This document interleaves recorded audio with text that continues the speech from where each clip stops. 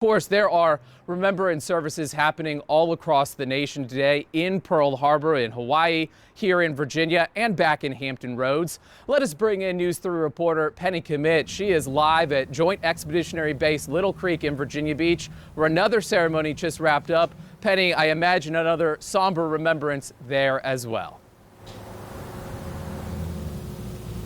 Well, Todd, you're right. Somber is a great word to describe it, but also a very beautiful service as well. And we're here at the Pearl Harbor Memorial that's on the base. And I want you to take a look behind me. See all of these names that are etched into this concrete? They are 184 names. They all represent survivors that were from right here in Hampton Roads. And if we take a look down, this is the wreath that was laid just moments ago. The ceremony wrapped up just about 10 minutes ago, but we've been here for the whole thing. So we've been here for about an hour. It started at a chapel down the street, and then it moved over here where this beautiful wreath was laid.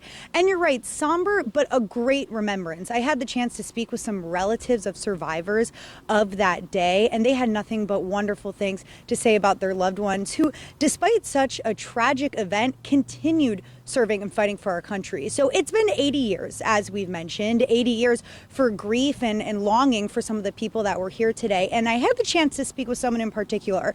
Her name was Susie Rice, and she was actually there. She was a little girl when the bombs dropped. I had a chance to speak with her. She takes us back to that day. Take a look. My mother heard the explosion, but she thought it was some oil tanks that had blown up once before. But she came out to the back door and looked, and I was standing in the backyard yelling, "Planes!" And she came out and grabbed me. Literally, they were right above our house. That is, the Japanese were. And she ran and got my father out of bed. He threw on some pants, kissed her, and ran. Mrs. Rice, along with many other relatives, also emphasized the importance of remembering military families on this day. As I mentioned, a lot of them, Pearl Harbor sparked a fire within them that made them want to keep fighting for their country. So many of them went to fight in World War II.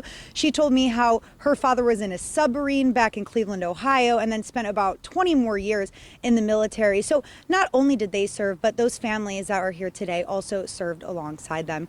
We're live in Virginia Beach. Penny Commit, News 3. I'll send it back to Todd in Richmond.